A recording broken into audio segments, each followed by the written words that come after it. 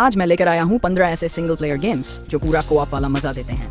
अक्सर ऐसा होता है ना दोस्तों, कभी कभी दिल करता है चलो यार साथ खेलें, लेकिन दोस्त बिजी हो जाते हैं और फिर लगता है काश के दोस्तों के बिना वो बॉन्डिंग, वो टीम वर्क फिर से महसूस हो पाए। लेकिन चिंता मत करो, क्योंकि ये 15 गेम्स आपको उसी तरह की बॉन्डिंग, टीम वर्क और इमोशनल फील देंगे, वो भी अकेले खेलते हुए। चलिए शुरू करते हैं 15 गेम से। अगर आपने इट टेक्स टू खेला है तो आपको याद होगा वो मजेदार वाइब जब दो कैरेक्टर्स मिलकर पजल सॉल्व करते थे और हर छोटी सी चीज एक नई कहानी बना देती थी। अब जरा सोचो वही फीलिंग, लेकिन इस बार दोनों किरदार आप खुद कंट्रोल कर रहे हो। हाँ, अनरावल 2 में आप अकेले ही दोनों यार्नीज को संभालते हो और सरप्राइजिंगली ये सेटअप ऑकवर्ड नहीं, सुपर सेटिस्फाइंग लगा है। एक तरफ इमोशनल बॉन्ड जैसे दो दिल एक धागे से जुड़े हो, और दूसरी तरफ ऐसे पजल्स जो दिमाग भी घुमा देते हैं और दिल भी छू जाते हैं। कुछ लेवल्स में तो ऐसा लगता है जैसे गेम खुद कह रहा हो चल अब ये सॉल्व करके दिखा, और फिर जैसे ही आप सॉल्व करते हो वो सेटिस्फैक्शन, वाओ। टीम वर्क तो पूरा गेम भर जरूरी है, लेकिन मजा इस बात का है कि टीम भी आप हो और प्लेयर भी आप ही हो। Multitasking level pro max. और बात करें विजुअल्स की, भाई हर स्टेज ऐसा फील कराता है जैसे किसी पीसफुल एनिमेटेड शॉर्ट फिल्म में कूद गए हो। वो छोटी छोटी डिटेल्स, नेचर वाइब्स और सॉफ्ट म्यूजिक सीधा दिल को छू जाता है। अब थोड़ा सच्चाई वाला एंगल भी डालें। कंट्रोल्स कभी कभी थोड़े स्लिपरी लगते हैं, खासकर जब एक्शन हैवी मोमेंट्स आते हैं। मतलब एक दो बार तो ऐसा लगा भाई मैं गेम खेल रहा हूँ या फिसल पट्टी। लेकिन ओवरऑल अगर आप ऐसे गेम पसंद करते हो जो कोजी भी हो, चैलेंजिंग भी और थोड़ी दोस्त वाली फीलिंग भी दे, तो unravel 2 is a total win. और सबसे बड़ा ट्विस्ट, इसमें आपको किसी दोस्त की जरूरत नहीं और वाइब एक नंबर कोऑप वाली। फिक्शन की सबसे मजेदार बात क्या थी? दो कैरेक्टर्स का एक दूसरे पर पूरी तरह डिपेंड होना और हर ऑब्स्टिकल को परफेक्ट टाइमिंग से पार करना। अब बाइपेड वही आइडिया लाता है, लेकिन एकदम हटके अंदाज में। यहाँ दो रोबोट्स हैं और ट्विस्ट ये है उनके हर पैर को अलग अलग कंट्रोल करना पड़ता है। सुनने में लगेगा क्या हो रहा है भाई, और हाँ गेम प्ले में वही कंट्रोल केओस देखने को मिलता है। लेकिन जब उसी केओस में कोऑर्डिनेशन आ जाए ना, तब ये गेम जेन्युइनली सैटिस्फाइंग बन जाता है। प्यारे प्यारे पजल्स, ब्राइट विजुअल्स और हर लेवल में कुछ नया, कुछ फ्रेश, ताकि कभी भी बोर्डम ना आने पाए। हाँ, एक बात सच है, कुछ जगह कंट्रोल्स थोड़े ऑकवर्ड लग सकते हैं, खासकर जब प्रिसाइज मूवमेंट चाहिए हो, पर भाई जितनी बार गिरोगे ना उतनी बार हंसोगे। और वहीं से शुरू होती है इसकी असली चार्म। अगर तुम्हें इट टेक्स टू का वो गूफी या स्मार्ट फील पसंद आया था, तो बाइपेड को अकेले खेलकर भी वही एनर्जी वापस मिलती है। प्लैनेट ऑफ लाना उसी तरह का इमोशनल कोर लेकर आता है, जैसा हमने टेक्स टू और स्प्लिट फिक्शन में महसूस किया था, जहां एक्शन के बीच भी एक सब्टल इमोशनल सॉफ्टनेस बनी रहती है। लेकिन इस बार कहानी है एक लड़की और उसका छोटा सा एआई कंपेनियन। विजुअल्स जैसे किसी ड्रीम को देख रहे हो, म्यूजिक बिल्कुल फिल्म जैसा सिनेमैटिक टच और पेसिंग ऐसी कि हर फ्रेम को रुककर अब्सॉर्ब करने का मन करता है। पजल्स भी रैंडमली नहीं डाले गए, बल्कि इस तरह डिजाइन किए गए हैं कि दोनों कैरेक्टर्स की कोऑर्डिनेशन पर पूरा गेम प्ले टिका होता है, लेकिन कंट्रोल आपके ही हाथ में रहता है। अब हाँ, कुछ प्लेयर्स को इसकी स्लो पेसिंग थोड़ा ड्रैगी लग सकती है और कॉम्बैट के दीवाने यहाँ शायद उतना थ्रिल न पाए। लेकिन अगर आपको चाहिए एक डीप कनेक्शन वाली जर्नी जहाँ कहानी चुपचाप धीरे धीरे दिल के भीतर उतरती जाए और विजुअल्स सच में दिल को छू जाएं, प्लैनेट ऑफ लाना एक ऐसा सोलो जेम है जो बिल्कुल उसी इमोशनल क्वालिटी को छूता है जिसने इट टेक्स टू को इतना मेमोरेबल बनाया था। शिफ्ट हैपेंस नाम से लगता है कोई हल्का फुल्का फन गेम होगा, और हाँ पहली नज़र में ये वाकई मज़ेदार लगा है, लेकिन जैसे जैसे खेलते जाओ अंदर से ये वही टीम वर्क वाली डेप्थ लेकर आता है जो हमने स्प्लिट फिक्शन और इट टेक्स टू में इतनी पसंद की थी। यहाँ दो स्क्विशी ब्लॉब्स होते हैं जो साइज और वेट बदल सके हैं, और यही मैकेनिक पजल्स का पूरा फाउंडेशन है। अब बात आती है सोलो प्ले की। जब अकेले खेलते हो तो ये ट्रांसफॉर्मेशन मैकेनिक और भी ज़्यादा इंटरेस्टिंग बन जाता है, क्योंकि दोनों कैरेक्टर्स को बैलेंस में रखना अब सिर्फ तुम्हारी रिस्पॉन्सिबिलिटी है। हर लेवल में कोऑर्डिनेशन और भी इवॉल्व होता है। कभी एक ब्लॉब को लिफ्ट देना पड़ेगा तो कभी दूसरे को हैवी बनाकर रास्ता साफ करना पड़ेगा। कुछ जगह विजुअल्स थोड़े बेसिक जरूर लगते हैं और मूवमेंट भी कभी कभी थोड़ा लूज फील करता है, लेकिन इसका क्वर्की चार्म इसे हर वक्त फन बनाए रखता है। और अगर तुम्हें पसंद थे वो chaotic या cleverly designed co-op moments, तो शिफ्ट हैपेंस उन वाइब्स को सोलो में भी पूरी तरह से डिलीवर करता है। Kalimba वो गेम है जो पजल मैकेनिक्स में इट टेक्स टू जितना क्लेवर और उतना ही सैटिस्फाइंग फील देता है, लेकिन यहाँ पूरा कंट्रोल सिर्फ आपके हाथ में होता है। आप कंट्रोल करते हो दो टम्स को एक साथ जो मिरर्ड मूवमेंट से चलते हैं, एक ऊपर एक नीचे, और दोनों को सही टाइमिंग में ऑब्स्टिकल से बचाकर निकालना ही है मेन चैलेंज। हर पजल ऐसा लगता है जैसे रिदम बेस्ड रिफ्लेक्स टेस्ट चल रहा हो, और जब आप उसे एक बार में क्लियर कर देते हो ना, तो जो डोपामिन हिट मिलता है वो एकदम रियल होता है। विजुअल शार्प है, एनिमेशन क्रिस्प है, और पूरा गेम इतना पॉलिश लगता है जैसे किसी ने हर पिक्सल को प्यार से शेप किया हो। हाँ, कुछ जगहों पर डिफिकल्टी स्पाइक्स आपको थोड़ा फ्रस्ट्रेट कर सकते हैं, स्पेशली अगर आप चिल मूड में खेलने बैठे हो। लेकिन अगर इट टेक्स टू में वो प्रिसाइज प्लेटफॉर्मिंग और टाइट टाइमिंग वाले सेक्शंस आपके एब्सोल्यूट फेवरेट थे, तो कलिम्बा वो सारे मोमेंट्स सोलो एक्सपीरियंस में नेक्स्ट लेवल बना देता है। डिग्रीज ऑफ सेपरेशन उन रेयर गेम्स में से है जो इट टेक्स टू की इमोशनल और सिंबॉलिक स्टोरी टेलिंग को अकेले प्ले करने लायक बना देता है। यहाँ दो कैरेक्टर्स हैं, एक गर्मी का सिंबल और दूसरा ठंडक का, और पूरा गेम प्ले इन्हीं दोनों एलिमेंट्स के बीच बैलेंस बनाने पर टिका है। आप सोलो में दोनों को अलग अलग डायरेक्शंस में गाइड करते हो और पजल्स इस टेम्परेचर कॉन्ट्रास्ट को क्रिएटिव तरीके से यूज करते हैं।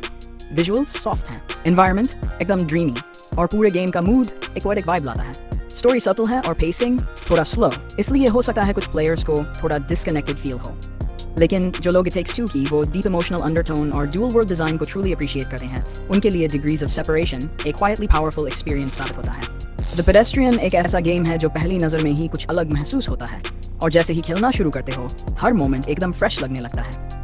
इसमें आप एक छोटे स्टिक फिगर को कंट्रोल करते हो जो साइन बोर्ड्स, डायग्राम्स और स्ट्रीट सिंबल्स के अंदर से रास्ता बनाते हुए चलता है। हर लेवल में पजल ऐसे डिजाइन किए गए हैं कि आपको पूरे एनवायरनमेंट को मैनिपुलेट करना पड़ता है, जैसे किसी जिंदा ब्लूप्रिंट में खुद ही रास्ता तैयार करना हो। जैसे इट टेक्स टू में हर लेवल डायनामिक लगता था, वैसे ही यहाँ भी हर स्क्रीन आपको नए लॉजिक से टकराती है और आगे बढ़ने के लिए क्रिएटिविटी की जरूरत पड़ती है। प्रेजेंटेशन भले ही मिनिमलिस्ट हो, लेकिन ट्रांजिशंस इतने क्लेवरली बनाए गए हैं कि जब कोई पजल सॉल्व होता है तो दिल से एक सेटिस्फैक्शन निकलता है। स्टोरी या इमोशनल कनेक्शन उतना गहरा नहीं बन पाता क्योंकि गेम का फोकस ज्यादा मैकेनिक्स पर है ना कि नैरेटिव पर। लेकिन अगर आपको इट टेक्स टू जैसे इन्वेंटिव लेवल्स और दिमाग घुमा देने वाले पजल्स पसंद आते हैं तो द पेडेस्ट्रियन अकेले खेलते हुए भी वैसी ही एक मास्टर क्लास देता है। चैरियर एक ऐसा गेम है जो शुरुआत से ही टीम वर्क को अपनी कोर एनर्जी बनाता है और फिर धीरे से ये एहसास कराता है कि अकेले खेलते हुए भी वही मजा लिया जा सकता है। जैसे जैसे आप उस राजा की अंतिम यात्रा पर निकलते हो एक पहिए वाली गाड़ी में उसका ताबूत खींचते हुए, वैसे वैसे पूरा अनुभव धीरे धीरे इंटेंस होता जाता है। हर रास्ते पर जब फिजिक्स बेस्ड मूवमेंट सामने आता है, बैलेंसिंग, पुलिंग और ऑब्स्टिकल से जूझना, तब हर छोटा कदम एक नया चैलेंज बन जाता है। अकेले इन सब को कंट्रोल में रखना आसान नहीं होता, लेकिन जब हर मोड पर आप खुद ही सोल्यूशन निकालते हो वहीं से असली मजा शुरू होता है। हर लेवल में जैसे एनिमेशन प्लेफुल होता जाता है और रंग एक एक करके खुलते हैं, उसी रफ्तार से ये गेम आपको अंदर तक खींचता है बिना फ्रस्ट्रेट किए, बस आराम से चैलेंज करते हुए। शुरुआत में थोड़ी झिझक हो सकती है, मूवमेंट थोड़ा स्लगिश लगे या कंट्रोल्स थामने में वक्त लगे, लेकिन एक बार रिदम बन जाए तो सारी चालें खुद ब खुद सिंक होने लगती हैं और जैसे ही वो फ्लो पकड़ में आता है वैसा ही थ्रिल सामने आता है जैसा इट टेक्स टू जैसे गेम्स में शेयर्ड गोल्स के साथ महसूस होता था। फर्क बस इतना है कि यहाँ वो पुश एंड पुल वाली टेंशन सिर्फ आप और आपकी समझदारी के बीच होती है। इब एंड ओगुबी उन रेयर प्लेटफॉर्मर्स में से एक है जहाँ ग्रेविटी खुद एक को पजल बन जाती है। दो कैरेक्टर्स, एक ऊपर की दुनिया में और दूसरा नीचे की उल्टी ग्रेविटी में, दोनों का रास्ता एक दूसरे से पूरी तरह जुड़ा हुआ होता है। जब आप इसे सोलो खेलते हो तब ये कॉन्सेप्ट और भी दिलचस्प हो जाता है क्योंकि अब आपको दो अलग अलग फिजिक्स वर्ल्ड्स को एक साथ कंट्रोल करना पड़ता है। हर स्टेप पर पजल्स इतने खूबसूरती से लेयर्ड होते हैं कि ऐसा महसूस होता है जैसे धीरे धीरे आपका माइंड खुद से सवाल पूछने लगा है। और जब चारों तरफ सॉफ्ट कलर्स, एब्स्ट्रैक्ट म्यूजिक और एक शांत माहौल बना रहता है तब पूरा एक्सपीरियंस सरियल सा लगने लगता है। कुछ जगहों पर कंट्रोल्स थोड़ा उलझे हुए लग सकते हैं, खासकर जब एग्जैक्ट टाइमिंग की जरूरत हो, लेकिन अगर आपको इट टेक्स टू के पजल प्लेटफॉर्मिंग और मिरर्ड कोऑर्डिनेशन जैसे मैकेनिक्स पसंद आए थे तो अबीब एंड ऑबी उसी फील को लेकर आता है और सोलो में उसे सरप्राइजिंगली डीप बना देता है। ट्विन रोबोट्स वो गेम है जो पहली नजर में भले ही सिंपल लगे, लेकिन जैसे ही उसका ड्यूल कैरेक्टर सेटअप सामने आता है तुरंत स्प्लिट फिक्शन की याद आ जाती है। दो छोटे रोबोट्स की ये कहानी शुरू होती है जब एक अंदर फंसा होता है और दूसरा उसे बचाने के लिए आगे बढ़ता है। अकेले खेलते हुए जब आपको दोनों को कंट्रोल करना होता है बार बार स्विच करके, तब हर पल में एक खास सी टेंशन बनी रहती है। हर लेवल ऐसा लगता है जैसे आप किसी मिनी रेस्क्यू मिशन पर हो जहां एक रोबोट रास्ता खोलता है और दूसरा आज़ादी की तरफ बढ़ता है। हर छोटी जीत, चाहे वो टाइमिंग हो या कोऑर्डिनेशन, एक स्मार्ट तरीके से डिजाइन की गई पजल को पार करने जैसी सेटिस्फैक्शन देती है। थोड़ा बहुत आर्ट वर्क पुराना जरूर लगता है और कुछ एनिमेशंस बेसिक फील हो सकते हैं, लेकिन वो चार्म को छू भी नहीं पाते। और अगर आपको इट टेक्स टू का वो प्रेशर में सोचने वाला थ्रिल पसंद आया था तो ट्विन रोबोट्स उसी अर्जेंसी और बॉन्डिंग को अकेले में भी क्वाइटली लेकिन पूरी ताकत से वापस लाता है। टेस्ला ग्रैड उन गेम्स में से एक है जो भले ही कोऑप न हो, लेकिन हर एक फ्रेम में इट टेक्स टू जैसी क्रिएटिविटी की झलक साफ दिखाई देती है, खासकर उसके हैंडक्राफ्टेड लेवल डिजाइन में। जैसे ही आप उस रहस्यमय दुनिया में कदम रखते हो वैसे ही इलेक्ट्रिसिटी और मैग्नेटिज्म की पावर्स धीरे धीरे आपकी सबसे बड़ी ताकत बन जाती हैं और पजल्स को सॉल्व करने का तरीका बनती हैं। बिना किसी डायलॉग के जब सिर्फ विजुअल्स और एनिमेशन के जरिए कहानी खुलती है तब वो मिनिमलिस्ट स्टोरी टेलिंग सीधा दिल से जुड़ती है। हर नया पावर अप, हर नया ऑब्स्टिकल, सब कुछ इतना धीरे धीरे इवॉल्व करता है कि मैकेनिक्स खुद ब खुद फ्लो में बदलते जाते हैं। कुछ वैसा ही जैसा इट टेक्स टू में हर कुछ मिनटों में नया ट्विस्ट आता था। कभी कभी कॉम्बैट थोड़ा रिपेटिटिव जरूर लगता है और कुछ चेक पॉइंट्स अनफॉरगिविंग भी महसूस होते हैं, लेकिन ये चीज़ें उस इमर्शन को तोड़ नहीं पाती क्योंकि जब एक game smart mechanics, beautiful art style और बिना बोले गहरी भावनाएं दिखाने की हिम्मत रखता है तब उसका असर सीधा अंदर तक होता है। इटर्नल होप उस इमोशनल वेवलेंथ पर धीरे धीरे चलता है जो इट टेक्स टू के कुछ सबसे शांत और रिफ्लेक्टिव लम्हों में महसूस होती थी। शुरुआत से ही आप खुद को उस लड़के की कहानी में डूबता हुआ पाते हो जो अपनी खोई हुई सोलमेट को किसी भी कीमत पर वापस लाने की कोशिश कर रहा है। हर विजुअल सॉफ्टली पेंटेड लगता है, हैंड ड्रॉन स्टाइल, धीमा सा म्यूजिक और हर एक सीन में एक हल्की सी उदासी जो पूरे माहौल को ड्रीम लाइक बना देती है। जब आप धीरे धीरे उस शैडो वर्ल्ड की ओर बढ़ते हो और जैसे ही उसकी परतें खुलती हैं, पजल्स एकदम ऑर्गेनिकली अनफोल्ड होते हैं, लेयर्ड और सोच में डाल देने वाले। टेम्पो हमेशा स्टेडी बना रहता है। हाँ, कुछ हिस्से थोड़े छोटे लग सकते हैं और कुछ पजल्स एक जैसी फीलिंग दे सकते हैं, लेकिन वो ओवरऑल फ्लो को धीमा नहीं करते। और जब सब कुछ एक साथ बहता है, विजुअल्स, म्यूजिक, मैकेनिक्स, तब जो एटमॉस्फेयर बनता है वो इतना काम और इमोशनली डीप होता है कि सोलो खेलने पर भी ऐसा लगता है जैसे दिल से कोई बात कर रहा हो। अगर आप उन गेम्स में यकीन रखते हो जो क्वाइटली कुछ कह जाती हैं, तो इटर्नल होप उसी साइलेंस में सबसे गहरा असर छोड़ जाता है। द लास्ट गार्डियन कोई टिपिकल पजल प्लेटफॉर्मर नहीं है। ये एक कहानी है बॉन्ड की, ट्रस्ट की और उस कनेक्शन की जो धीरे धीरे बिल्ड होता है, जिसने टेक्स टू को मेमोरेबल बनाया। आप एक छोटे बच्चे को कंट्रोल करते हो और उसके साथ होता है ट्राइको, एक मैसिव मिथिकल क्रीचर जो कभी कोऑपरेटिव लगता है और कभी स्टबर्न बच्चा। शुरुआत में फ्रस्ट्रेशन हो सकता है क्योंकि ट्राइको आपकी हर बात नहीं मानता, लेकिन जैसे जैसे जर्नी आगे बढ़ती है वही अनप्रेडिक्टेबिलिटी कनेक्शन में बदल जाती है। पजल्स एनवायरनमेंट बेस्ड हैं, कोई फ्लैशी मैकेनिक्स नहीं, सब कुछ ऑर्गेनिक फ्लो में होता है।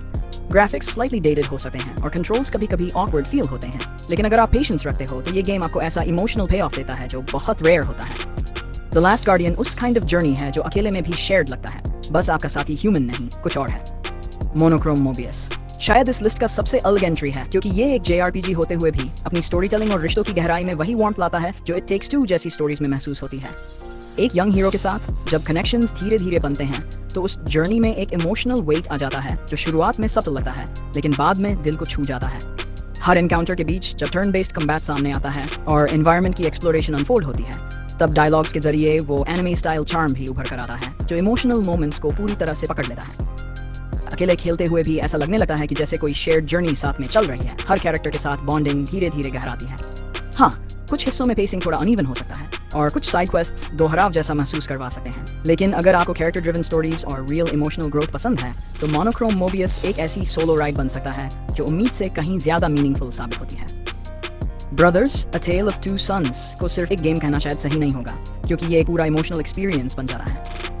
इट टेक्स टू के क्रिएटर जोसेफ फेरिस ने यहीं से वो आइडिया शुरू किया था कि दो कैरेक्टर्स को एक साथ कंट्रोल करके कैसे असली इमोशन पैदा किया जा सकता है। पूरा कंट्रोल आपके ही हाथ में होता है। एक भाई को लेफ्ट एनालॉग से और दूसरे को राइट से चलाते हुए आप इस जर्नी में आगे बढ़ते हो। हर पजल उसी मैकेनिक से जुड़ा होता है, लेकिन जो बात सबसे ज्यादा असर छोड़ती है वो है इस कहानी का तरीका। बिना किसी डायलॉग के सिर्फ जेस्चर्स, एक्शंस और बैकग्राउंड स्कोर से गेम सीधा दिल तक पहुंचता है। हर फ्रेम एक कहानी जैसी लगती है और कुछ पल तो इतने रॉ होते हैं कि आंखें भर जाती हैं, खासकर क्लाइमैक्स में। ये वो गेम है जिसे आप अकेले खेलते हो, लेकिन फिर भी एक शेयर्ड लॉस और एक इमोशनल कनेक्शन महसूस करते हो जो बहुत देर तक साथ रहता है। और ऑनेस्टली अगर कोई गेम इट टेक्स टू जैसी इमोशनल डेप्थ को सोलो में मैच कर सकता है तो वो सिर्फ यही है। अब आप बताओ, इनमें से कौन सा गेम खेला है? कमेंट्स में जरूर बताना। और अगर वीडियो अच्छा लगा हो तो लाइक जरूर कर देना, किसी दोस्त के साथ शेयर भी कर दो। और हाँ, चैनल को सब्सक्राइब कर लो ताकि अगली बार जब हम ऐसी ही शानदार टॉप गेम्स लिस्ट लेकर आएं तो आप सबसे पहले देखने वालों में रहो।